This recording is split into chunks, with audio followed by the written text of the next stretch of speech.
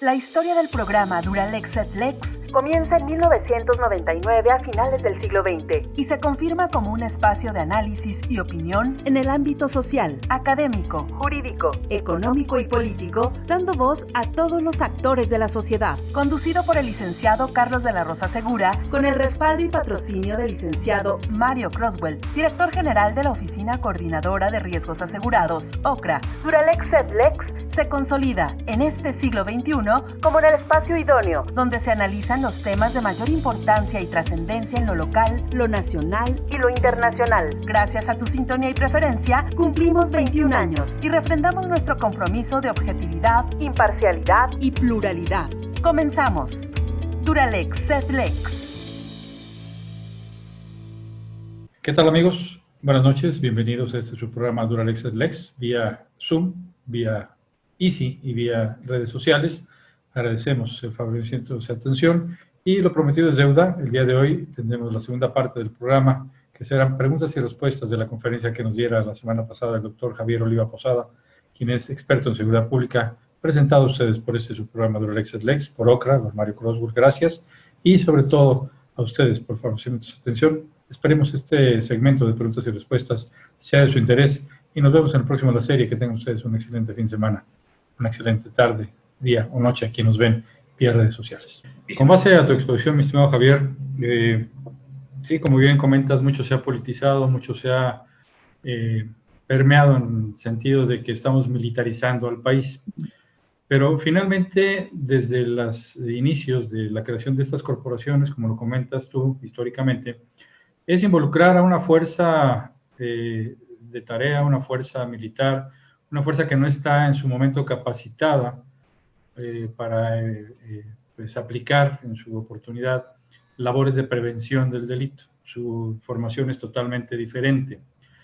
Creas una Guardia Nacional hoy, como bien comentas, pero también desafortunadamente al frente o al mando de esta Guardia Nacional se encuentra un presidente de la República que, modificando también la norma, y si me equivoco, pues te pido por favor me corrijas, establece, de acuerdo por ahí al artículo primero, segundo, creo que también Peña Nieto lo establecía, que queda bajo su tutela y mando esta Guardia Nacional y que será a su discreción la participación de esta. Creo que después lo modificaron, pero lo importante y lo trascendental es que el presidente de la República puede utilizar esta Guardia Nacional por motivos no precisamente de seguridad nacional, sino establece la ley que cuando existan disturbios, que cuando existan manifestaciones que pongan en riesgo la seguridad nacional, el presidente de la República podrá ordenar, como ya lo hizo ya en la presa y en algunos otros lados, no así con la delincuencia organizada, como bien comentas, porque para ella son abrazos, no balazos. Entonces, si estamos cooptados por esa delincuencia organizada, por ese crimen organizado, ¿cómo entender la operatividad y los resultados con beneficio a la sociedad de una fuerza cooptada? Por un lado, con un mando que no entiende realmente lo que es una seguridad nacional, creo yo, y por otro lado, una fuerza que de una otra manera no está debidamente actualmente capacitada o preparada para efectuar trabajos de prevención, sino de contención, de retención, inclusive hasta de ataque, perdón la expresión, pero así lo vimos en algunas manifestaciones donde inclusive ya hubo por ahí el resultado fatal de un fallecimiento de una mujer. Cuando la intervención, hoy lo vemos, por ejemplo, la policía indebidamente también en Cancún destituyen hoy a un triste, célebre secretario o coordinador de la policía que fungió por acá en Morelos. Entonces, ¿cómo entender una compaginación de una fuerza militar con labores de una tarea de prevención que es una policía y desafortunadamente, a lo mejor sí con muchos recursos económicos porque lo están dando, pero no con esa posibilidad de ofrecer el resultado real que todos esperamos? Sí, gracias, Carlos. Sí, la pregunta que es muy, muy interesante porque siempre he estado rodeado de polémica. Este punto estaba revisando. Yo trato, como científico social, de documentar los planteamientos para, como les decía al principio de la sesión, para procurar, al menos ese es mi objetivo, espero lograrlo, darle más consistencia a los planteamientos. Fíjense, según el Secretariado Ejecutivo del Sistema Nacional de Seguridad Pública, en México existen 420,000 policías, entre policías estatales y municipales. Es decir, recuerden que las policías, yo sé que el término paramilitar para nosotros los latinoamericanos tiene una carga de mucha violencia, pero las policías en el sentido estricto del concepto son paramilitares. Tienen jerarquías, tienen armamento, tienen doctrina, son capacitados. No estoy diciendo que sea en el caso de México, pero ese es el concepto de, ¿no? Tienen cuarteles, ¿no? Tienen sistemas de radiotelecomunicación, tienen medios de transporte. Es decir, en Francia la Guardia Nacional, los Carabinieri y la Policía Nacional en Colombia, todos sus primeros años son de instrucción militar. Entonces, en el sentido estricto del concepto son paramilitares. Insisto, no es conveniente utilizar ese concepto en el contexto latinoamericano, pero pues, no hay otro, pues, ¿no? Entonces, quiere decir que en términos de personal armado, hay más policías que los 300,000 integrantes de la Fuerza Aérea Armada de México y Ejército Mexicano, ¿no? Y suponiendo que todos los ordenanzas, los que son escribientes, ¿no? Los que están en las oficinas, las enfermeras, los médicos, todos anduvieron armados, ¿no? Cosa que no es así. Entonces, en números, hay aproximadamente 55,000 elementos de las Fuerzas Armadas que diariamente están implicados en labores de apoyo a la seguridad pública. Y fíjense, este dato es bien interesante. Promedio, las Fuerzas Armadas en México realizan 25 acciones de apoyo a la seguridad pública diario por todo el país. Es decir, estos 55,000 están desplegados en labores solo de seguridad. Faltan los que hacen, por ejemplo, resguardan instalaciones estratégicas o están en aeropuertos o, en fin, o están custodiando el sistema Cutzamala que aporta el 60% del agua que se consume en la Ciudad de México. En fin, están en las labores propiamente militares de seguridad interior. Aquí están de apoyo a la seguridad pública. Bueno, esos 25 acciones, si ustedes las multiplican por una semana, por un mes, por un año, por 6 años, es decir, un sexenio, van a llegar a casi las 206,000 operaciones. Entonces, cuando me dicen, oiga, no es que fíjese que los derechos humanos, ¿qué porcentaje de las recomendaciones de la Comisión Nacional de Derechos Humanos terminan siendo eso frente a 206,000 operaciones? De ninguna manera justifico arbitrariedades, violaciones a derechos humanos, abusos de poder, ¿no? de la fuerza. Pero es muy importante en este sentido darle estos argumentos, digamos, constatables, verificables, sobre todo porque, díganme, ¿quién da más seguridad en este momento que las Fuerzas Armadas? Y ahora, porque hay una pregunta en el chat sobre la Guardia Nacional, ¿no? La Guardia Nacional hoy tiene cerca de 100,000 elementos, Tiene más del doble que una Fuerza Armada, que es la Armada de México. Tiene más del doble. En menos de un año, porque si ustedes calculan que entra en funciones el 30 de junio del 2019, ¿no? Tiene un año y 4 meses que empezó a funcionar, y que el país está dividido en 266 demarcaciones, cada una con un cuartel avanzado, que es como se le conoce, y que va a albergar de 240 hasta 500 elementos. Y esta es una parte muy importante, Carlos, y muchas gracias por tu pregunta, porque este sexenio sí está, el presidente López Obrador sí está tomando una decisión que los anteriores presidentes no se habían atrevido.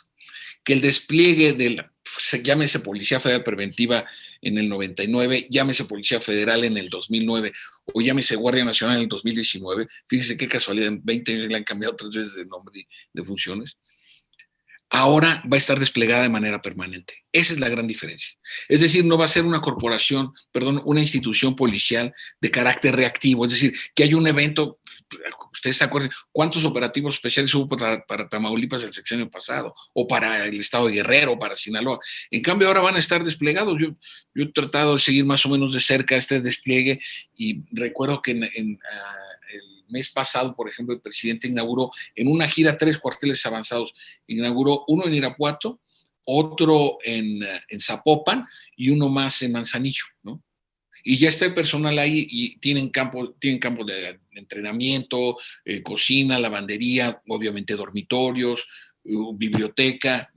Es decir, porque finalmente la presencia armada, Carlos, distinguidas abogadas y abogados, pues es una fuerza disuasiva, ¿no? Es decir, que el criminal sepa que está en riesgo de cometer sus fechorías en la medida en que hay una presencia del Estado allí. Ahora, ¿cuál es el problema, Carlos? Que muchas autoridades locales se están echando para atrás diciendo, bueno, pues ya llegó la Guardia Nacional, que se hagan cargo. Y entonces la creación o fortalecimiento de policías municipales y estatales, para mí sigue siendo el gran faltante en lo que debiera ser una política integral en materia de seguridad pública. Porque en estos momentos en algunas partes del país, claro que está afectada la seguridad interior, y ahí ya estamos hablando de un problema superior, ¿no? Porque en sentido estricto, pues las autoridades locales por mandato constitucional son los responsables de proveer la seguridad pública, que es un servicio a los ciudadanos, ¿no? Y entonces, en el sentido, y coincido contigo, no es directamente responsable de las Fuerzas Armadas, pero ¿por qué los presidentes, no sino los presidentes de aquí, hasta el inicio del México posrevolucionario, se han recargado en las Fuerzas Armadas? Los militares nunca les han ido a tocar la puerta a los civiles diciéndoles, oigan, queremos participar en labores supletorias de policía. Nunca lo han hecho. Son los civiles los que van a buscarlos para pedirles que se incorporen. Bueno, en el caso del presidente de la República, a darles instrucciones u órdenes, ¿no? Y esto ha sido la norma. Esto ha sido de manera recurrente a lo largo de los sexenios. Y este no es la excepción, mi querido Carlos. Gracias. ¿Alguien más quiere preguntar? Ahora sí, si no me puede. lo permite, Sí, adelante, perdón. presidente, su servidor, el licenciado Arnulfo Romero, también de la Barra. Saludos, presidente, secretario. Saludos. Doctor Oliva, me llama mucho la atención el tema, dimensiones de seguridad nacional y la seguridad pública. Yo tuve la oportunidad de participar, recuerda usted, en la elaboración de la Ley de Seguridad Nacional del 2003, que casualmente presentó Jackson. Por la currícula que escucho de usted, entiendo que sabe y conoce bien de dónde emanó esta iniciativa de ley en el sexenio de Fox, y casualmente fue presentada por Jackson de otro partido, ¿no? Uh-huh. Esta ley de seguridad nacional, bueno, nos queda claro, y más a usted, doctor, lo entiendo, yo trabajé en el centro en esos años, fue para darle reglamentación a la norma interna del centro, finalmente, ¿no? Me tocó trabajar con Ardelio Vargas Fosado, y como director estaba Medina Mora y Casa. Yo estuve en la coordinación de asuntos jurídicos con el licenciado Emilio Corso Cabañas, que tal vez lo conoció, que posteriormente con Sí, claro. Medina Mora fue su procurador. Claro. Él fue claro. mi jefe directo. Entonces, a mí se me hacen estos dos temas de alguna manera muy paradójicos, porque encontramos, por un lado, una conceptualización de seguridad nacional, pues que en estos tiempos está muy alejada al vaivén de seguridad pública. En mi maestría en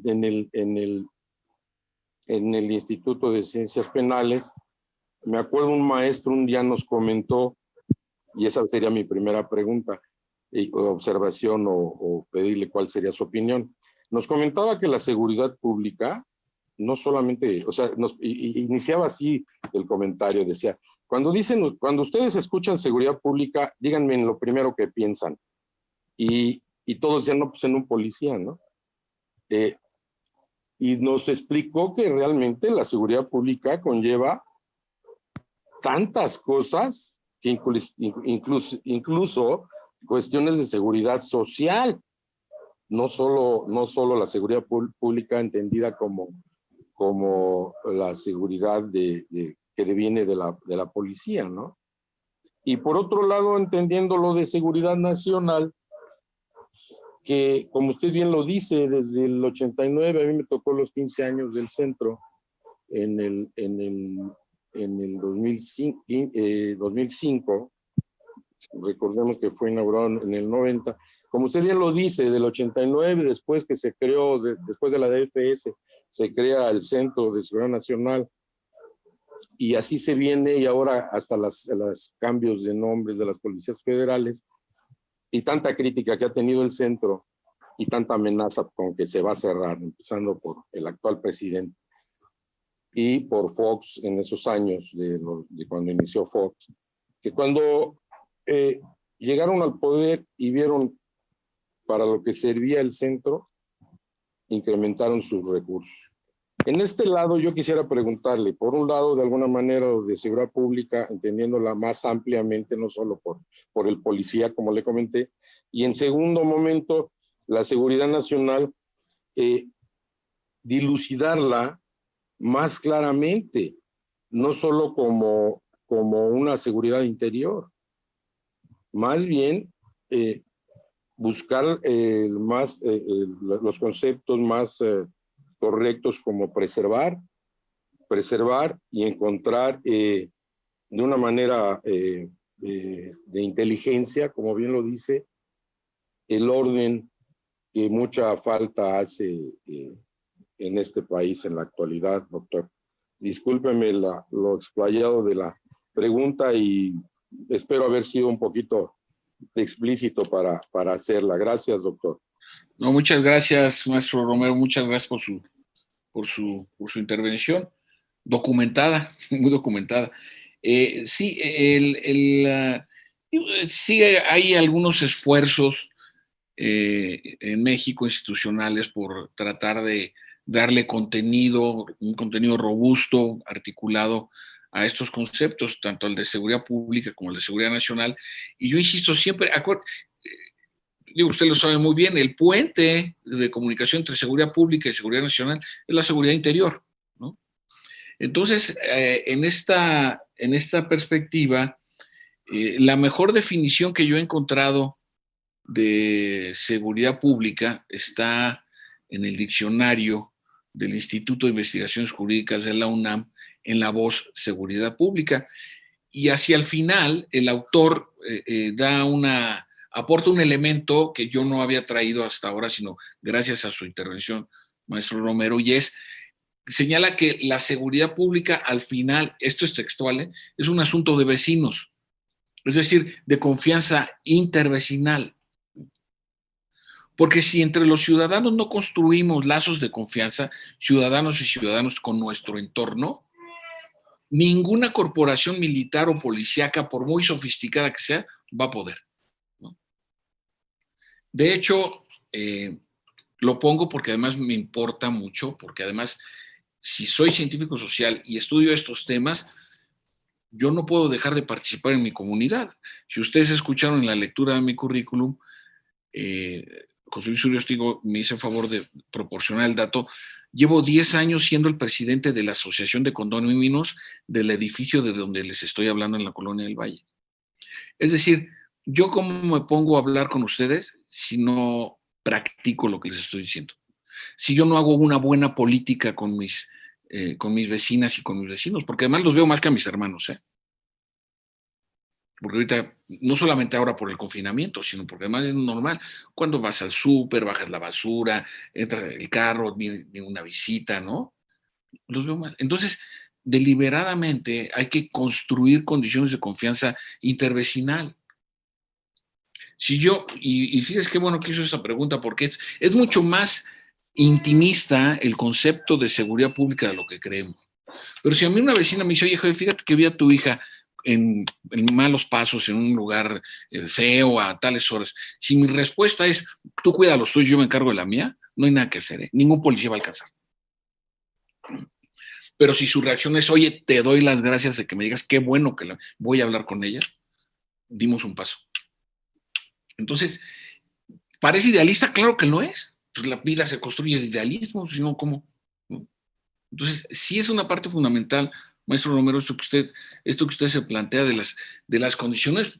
No, exacto, la seguridad pública no son patrullas y torretas y policías uniformados y en algunos casos en Estados Unidos armados como si fueran verdaderas organizaciones de auxilio a las Fuerzas Armadas estadounidenses, ¿no?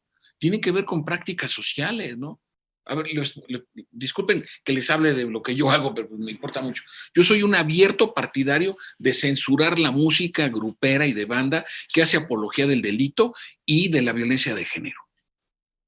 No queremos sacrificar nada como ciudadanos, queremos seguir escuchando estupidez y media en la radio, ¿no? Y luego hay gente que compra esa música o que se hace aficionado a ella. Y pues, si le vamos a dar normalidad a la violencia, no nos quejemos, ¿no? Si para nosotros va a ser normal estar escuchando ese tipo de expresiones, porque ni siquiera son musicales, no llegan a eso, son verdaderas expresiones primitivas, ¿no? De la violencia que tenía el ser humano naturalmente. Pero lo que usted dice y qué bueno que lo apuntó. O sea, ¿qué parte nos toca a nosotros, ciudadanas y ciudadanos, de lo que está ocurriendo? Porque claro, si yo compro, lo que le digo a mis alumnos, si compran autopartes robadas, si compran productos falsificados, si compran dosis de droga, bueno, pues el crimen organizado funciona a partir de que hay dinero, de que hay alguien quien compra lo ilegal, ¿no? Que si la pluma Montblanc, que por cierto, miren, es mi pluma del ejército, ¿no? O alguien compra ropa falsificada o el cinturón de la hebilla marca no sé qué, pues que hay que comprarse para lo que no le alcanza. Que si la publicidad nos tiraniza, bueno, pues ya estará en nosotros que evitar que eso ocurra, pero eso es real, ¿no? O comprar, o ir a los tianguis, aquí en México hay varios, desafortunadamente, ir a comprar cosas robadas. ¿Qué parte me toca a mí como ciudadano? Lo que estoy haciendo es aceitar con lo que más le importa al crimen organizado y a la delincuencia, el dinero fácil. Entonces es cierto lo que usted dice, la seguridad pública también tiene que ver con prácticas cívicas. Y entonces cuando ya nos vamos a temas como la seguridad nacional, no toda la seguridad tiene que ver con fuerza. Fíjense, México, José Luis, me avisas cuando me esté extendiendo de más, ¿no? México es la sexta potencia cultural mundial, reconocida por la UNESCO. Fuimos el primer país que la UNESCO le reconoció patrimonio inmaterial por nuestra gastronomía. Perú fue el segundo. Si ustedes reúnen el patrimonio cultural de la UNESCO reconocido por esta importante dependencia de las Naciones Unidas, juntan el patrimonio cultural e histórico de Canadá con Estados Unidos, México todavía les gana por 12 lugares. Del continente americano somos el primer lugar. Mi pregunta es, ¿no podemos hacer algo con esos datos? ¿No podemos proyectar nuestros intereses nacionales? ¿No los podemos fortalecer? Claro que sí. Y es parte de lo que un especialista en temas de inteligencia de Estados Unidos se llama Joseph Nye, es que esas son las guerras de quinta generación, donde no se necesita la fuerza, se necesita el poder suave. Se necesita la persuasión, la manipulación, ¿no? La utilización de la propaganda personalizada. Yo, por los trabajos a los que me dedico, yo no tengo Facebook, ¿eh? Por Facebook uno filtra una cantidad de información que verdaderamente nos debilita, ¿eh? No porque alguien vaya a delinquir contra nosotros, sino incluso personas que naturalmente uno les cae mal o tienen envidias profesionales, etcétera. Yo por razones, desde el 2014 o 15 bajé aparece mi nombre, pero no hay nada, ¿eh? No hay, porque Facebook desafortunadamente en una violación a tu privacidad, si tú te quieres dar de baja no te lo permito. O sea, puedes bajar tu información, pero tu nombre se queda. Entonces, volviendo al tema de la seguridad nacional, la seguridad nacional no solamente es capacidad disuasiva en términos de armas, es en términos de la proyección de la cultura. ¿Cuántos anglicismos utilizamos para trabajar con las computadoras? Dale enter, cliquéale, ¿no? Si hacemos una lista, hemos incorporado términos no tiene nada de malo, los idiomas siempre se mueven, son dinámicos, eso es cierto, pero también tienen implicaciones conceptuales, como empecé en la primera parte de la sesión. Entonces, la seguridad nacional, en ese sentido, es la parte inmaterial de la seguridad nacional, por decirlo así, ¿no? Los valores, ¿no? la identidad de la población. Una población sin identidad es fácilmente vulnerable y manipulable. Ya lo vimos en el Brexit. En esa época yo estaba viviendo allá, precisamente. Fue una experiencia verdaderamente nutritiva, sustancial. Entonces, disculpen que me apasione, pero si quiere hacerlo en línea, ya aunque sea, ¿no? Porque pierde uno esta capacidad de estar en el contacto en el aula o en el salón, donde luego a veces me han invitado ahí al Villavejar, etcétera, ¿no? Espero haber respondido sus inquietudes, maestro Romero, por favor.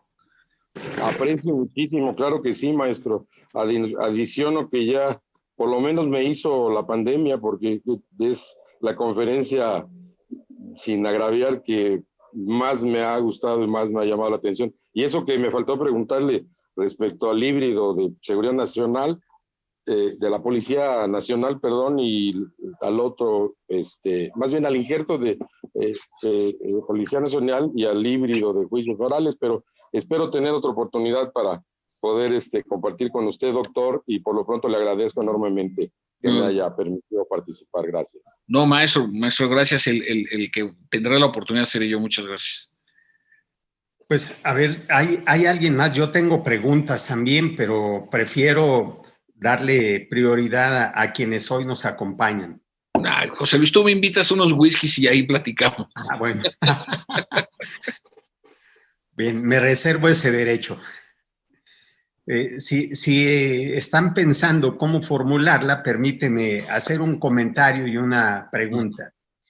En México ha habido varios ejercicios tratando de encontrar una institución que garantice de mejor manera el orden, la seguridad y la prevención de delito sin que haya cuajado ninguna de estas. Llevamos más de 50 años en este tipo de ejercicios, desde que en la Ciudad de México participó en el ejército en tareas de seguridad pública.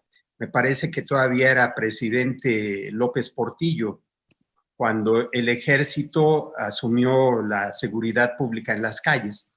Luego vino la municipalización de la policía en 1996-97 y posteriormente se habla de regresar la policía municipal al estado, hacer una guardia nacional, y estamos en el ensayo acierto, error, acierto, y no logramos tener definido un esquema que divida el tema de seguridad nacional de seguridad pública, y seguimos utilizando indistintamente estos conceptos porque también las instituciones encargadas de cada uno de estos aspectos a veces no tienen límites de competencia entre sí. La Marina Armada, el Ejército, la Fuerza Aérea están haciendo actividades de combate al delito y a la delincuencia, sobre todo la organizada. Entonces, me parece que nuestra política criminológica en México no está definida y no tenemos un objetivo claro. Y todos estos ensayos, pues, abonan a una desorganización, a una falta de entendimiento de las competencias, sobre todo de presidentes municipales, que cuando entra el mando único, como en Morelos, se desentienden, se lavan las manos y todo es responsabilidad del gobierno del estado. Y lo acabamos de ver en Cancún. La presidenta municipal dice: yo no tengo policía, son policías del estado, y ya destituyeron al director de la policía municipal y separaron al secretario estatal.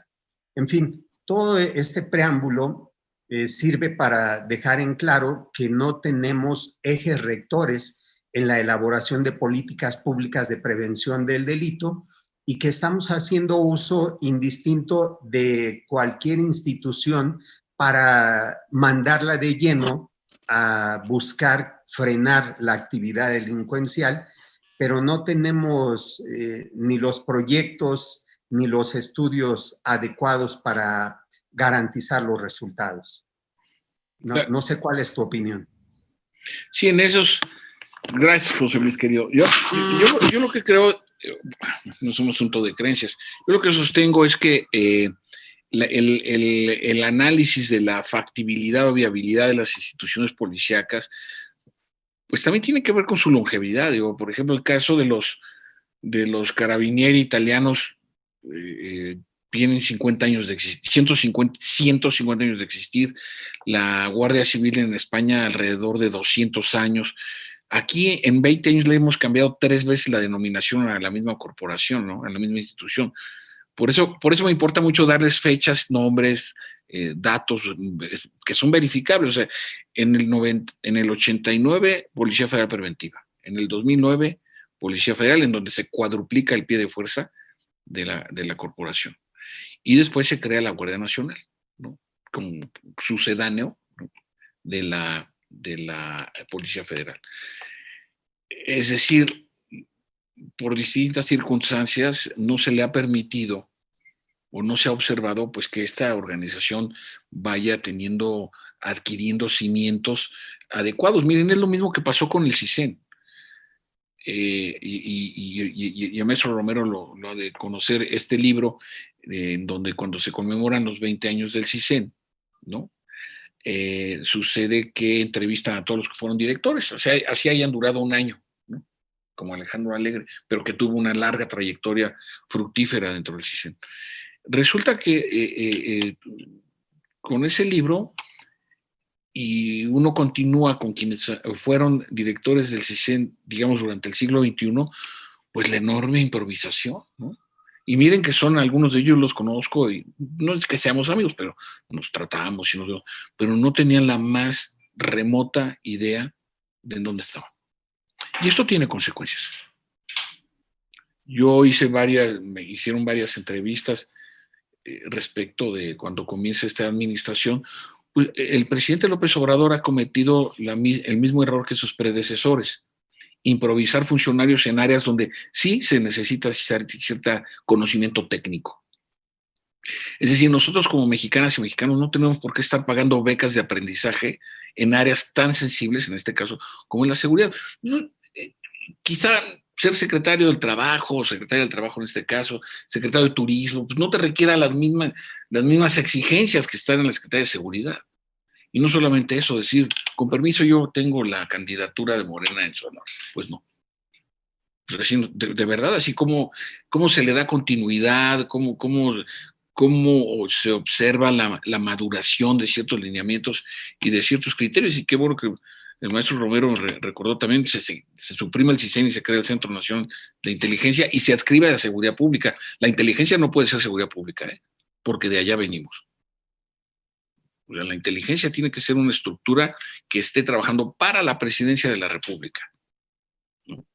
Entonces, sí creo, José Luis, nuevamente, con lo que empecé en mi primera intervención, en el primer bloque, hay indudablemente un traslape conceptual y de objetivos que pues nos lleva a cierta distorsión. Yo en cambio veo con la creación de la Guardia Nacional sí se dan avances, quizá no sé, quizá no desde la perspectiva de los civiles lo que esperaban, pero desde la perspectiva de una institución policíaca, tener una presencia. El país está dividido en 266 demarcaciones, como les decía, coordinaciones regionales, ¿no?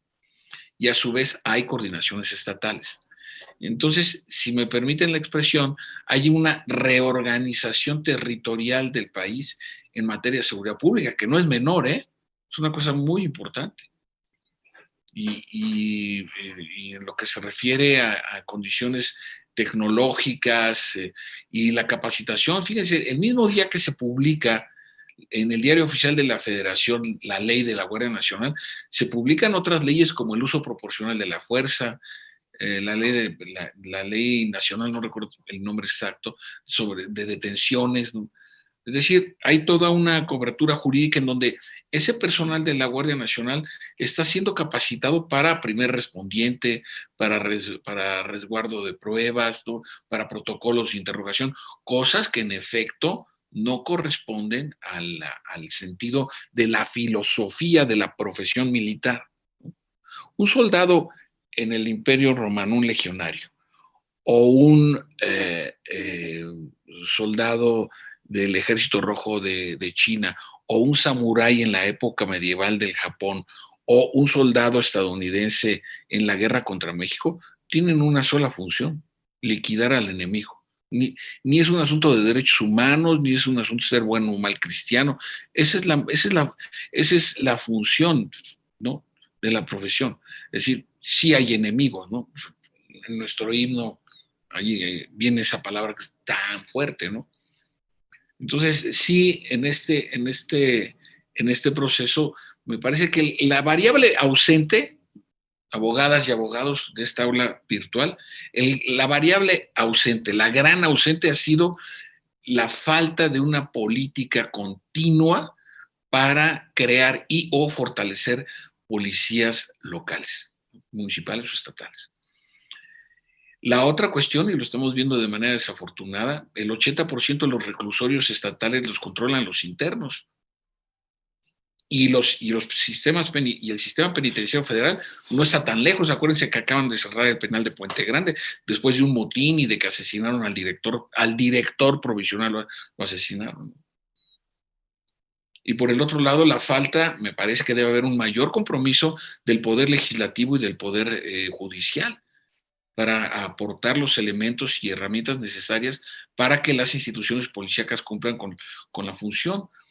De manera personal, soy un aficionado a la historia de Colombia y de Italia, justamente porque son países, sociedades que han logrado contener, no es que el crimen organizado existe en Alemania, por supuesto en Estados Unidos, en Canadá, en todo el mundo.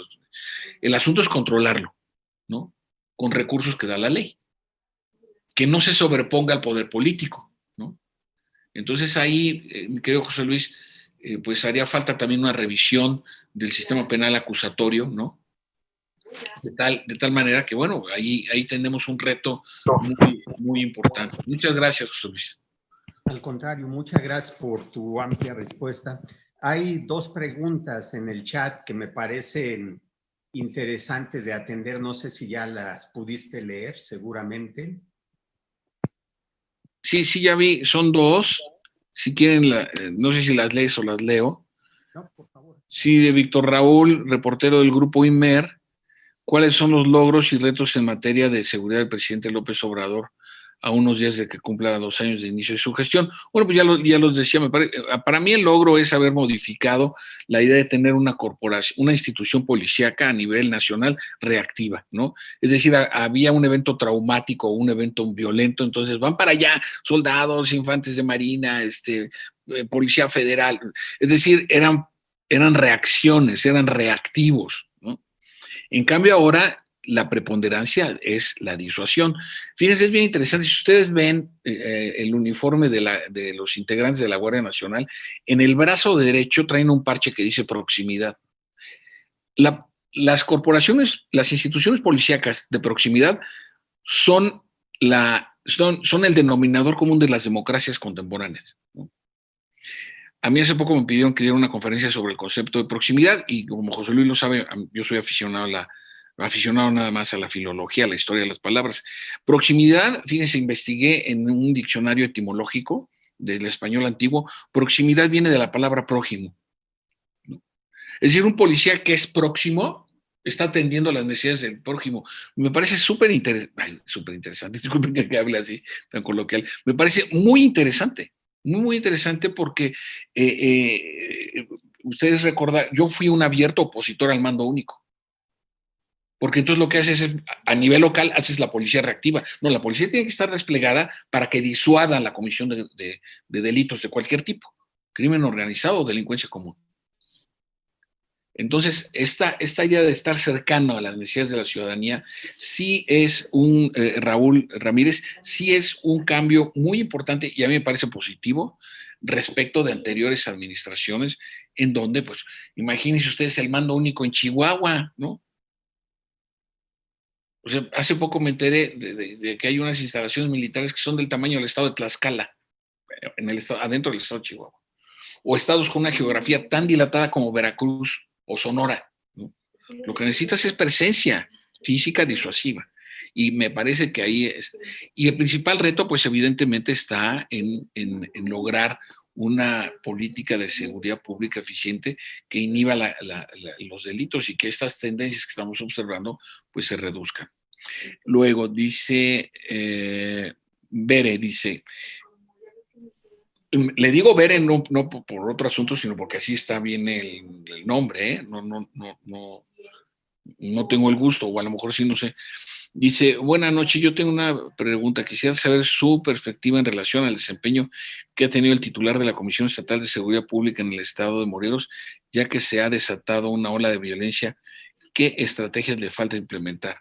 Bueno, sí conozco el caso de Morelos, no al detalle, pero sí lo que creo que hay son desafortunadamente estos constantes reajustes y rivalidades entre las fragmentaciones de los grupos criminales más de mayor presencia.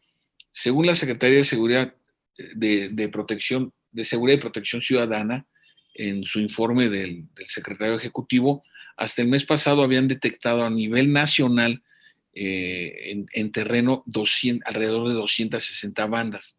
260 bandas que a su vez estaban insertadas, por decirlo así, en las grandes organizaciones criminales, además de la existencia del pandillerismo y de la delincuencia común. Entonces, el caso de Morelos, pues su ubicación, al estar colindante tanto con el estado de Guerrero como con el estado, como con la Ciudad de México, pues le convierte en un área de cierta vulnerabilidad. Y sí pienso que los trabajos que han venido desarrollando de alguna manera han ofrecido ciertos resultados, quizá no los que se esperaría a nivel de la sociedad morelense, pero sí creo que hay un esfuerzo importante en términos de las instituciones policíacas, la Guardia Nacional y la presencia que puedan tener las Fuerzas Armadas ante el fenómeno delictivo. Muchas gracias, Bere. Gracias, José Luis Uriostegui. Muchas gracias, doctor Oliva. ¿Hay alguna otra pregunta que quieran formular? Me gustaría hacer una pregunta al licenciado Uriostegui. Sí, maestra. Soy Lupita Xicotenca. Doctora. Hola, licenciado. Doctor Oliva, yo soy Lupita Xicotenca. No soy abogada, no soy licenciada. Estoy en el tema de los animales, en el rescatar animales, y quisiera, de acuerdo a la experiencia que usted tiene, que me compartiera qué opina. Existen estudios en otros países de primer mundo que reflejan la violencia del humano. El delincuente comienza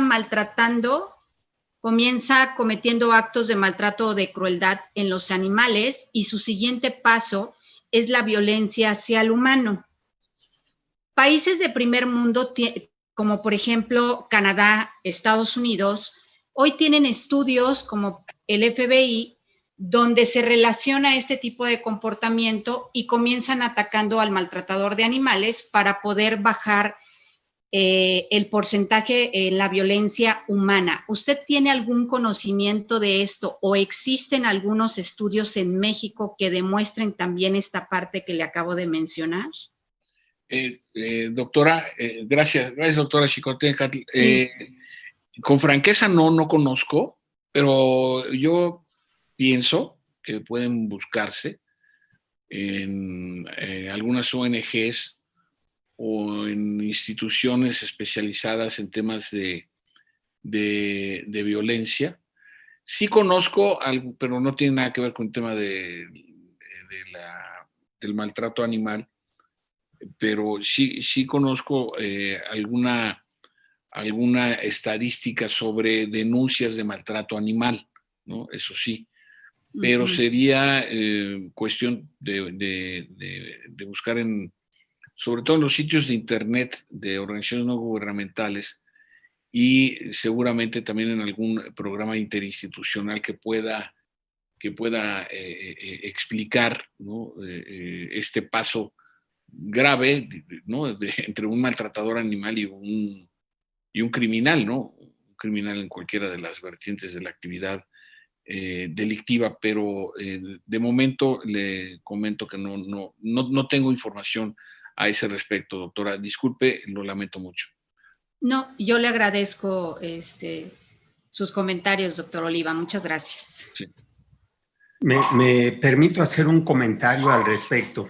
La doctora Lupita, preocupada junto con otras personas, ha venido realizando pues, un trabajo que pretende normar y prevenir conductas y sancionarlas de ser posible, porque efectivamente, sociológicamente se ha podido observar que la gente que no tiene respeto de la vida de un ser sintiente, como llaman ahora a los animales, no va a tener respeto por la vida de otros seres humanos.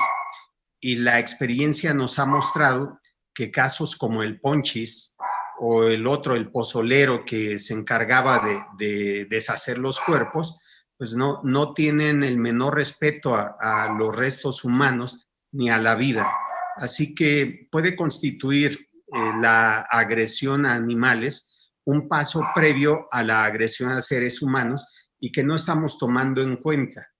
Leí un dato que publica oficialmente un área del gobierno federal, señala que por lo menos 45,000 menores de edad han sido cooptados en México por la delincuencia organizada. Esta cooptación, inducción, preparación, implica que dentro de unos meses o dentro de pocos años, quienes hoy realizan una tarea básica de menor presencia, dentro de poco va a constituir un riesgo mayor para la comunidad porque van a tener preparación para cometer delitos y una deformación moral que va a afectarnos a todos. Entonces son temas paralelos que habrá que darle seguimiento y procurar trabajar en la prevención de ambos. Claro, sí me parece muy, muy oportuno y no lo había pensado, pero me parece hasta lógico, ¿no? Ojalá y si existe algún banco de información que permita demostrar ya con números, con estadísticas, esta actitud violenta, primero con animales y después con seres humanos. Gracias, José Luis. Al contrario. Gracias, licenciado Uriostegui. Sí, con gusto, doctora. No queremos abusar del tiempo del doctor Oliva, ha sido muy generoso en su exposición, pero tampoco quiero dejar ahí en el tintero las preguntas que ustedes quieran hacerle. Así que si hay alguna o 2, 3 preguntas para cerrar esta conferencia, tienen la palabra. Me pide el doctor Nicolás Garduño, no tiene acceso al chat, dice, y video, pero le gustaría preguntar si la Guardia Nacional podría evolucionar al modelo de Policía Nacional Colombiana con grados militares a los integrantes. No entiendo la segunda parte, y si esto lo vería después de las elecciones del 21. La segunda parte no la entiendo, pero la primera, si podría evolucionar la Policía Nacional a modelo colombiano. Bueno, tío, es un modelo en Colombia, que es un país centralista, en términos administrativos, no existen municipios, sino departamentos. Solamente hay una policía, que es la Policía Nacional. Existe otra corporación policíaca, pero es muy pequeña, que es la Policía de Tránsito de Bogotá, pero es la única que hay. Todo lo demás es Policía Nacional. Y en efecto tiene grados militares. Aquí la Guardia Nacional también tiene su simbología, su heráldica y sus jerarquías. Y están de alguna manera homologados con las jerarquías militares del ejército mexicano en particular. Entonces, es probable que con el paso del tiempo, pues, conforme se vaya consolidando, y yo no estaría pensando en el próximo año, yo estaría pensando al menos 10 años, como le dieron el paso de la Policía Federal Preventiva a la Policía Federal y de la Policía Federal a la Guardia Nacional. Yo estaría pensando en una institución que se le permita madurar, asentarse, como viene en la reforma de los 11 artículos constitucionales, en el 5º transitorio, señala que pues, se requiere de tiempo para que, y el término que se utiliza es muy afortunado, la implantación de la Guardia Nacional en todo el territorio nacional. Me parece que serían los pasos a seguir. Estimado Carlos, muchas gracias.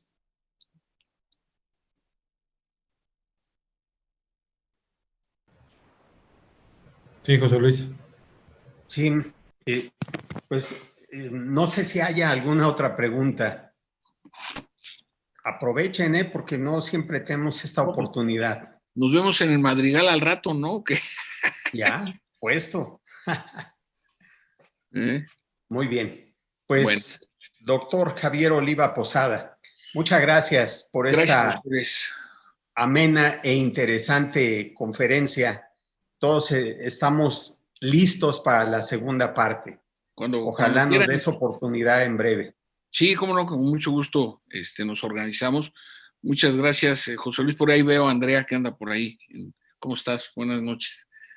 Agradecerte también, Carlos La Rosa, y a cada una. Gracias, doctor. Perdón, tuve muchos problemas con mi internet. Estaba en la oficina, regresaba, pero un poquito aquí presente. Gracias. Saludos a todos. Me da gusto saludarte.